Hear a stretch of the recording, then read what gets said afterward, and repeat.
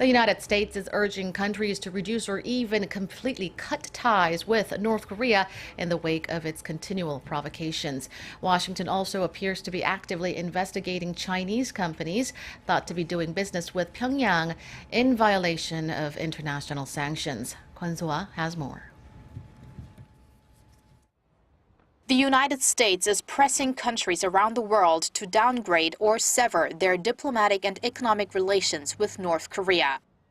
Speaking at a U.S. Senate committee hearing in Washington on Wednesday, Assistant Secretary of State for East Asian and Pacific Affairs Daniel Russel said U.S. embassies are urging other countries to condemn North Korea's recent nuclear test and take additional actions to pressure the regime. Russel added, as of last Sunday, 75 countries have denounced the test, and several others have canceled or downgraded planned meetings or visits with North Korean officials. He also said there has been progress in efforts to implement UN Security Council sanctions on the North, including the expulsion of its diplomats from Bangladesh, South Africa, and Myanmar. Speaking at the same hearing, the State Department's Sanctions Policy Coordinator Daniel Freed implied that Washington is continuing its investigation into Chinese entities that may have links to the financing of or provision of materials for Pyongyang's nuclear and missile development. He didn't elaborate on specific probes that may be ongoing.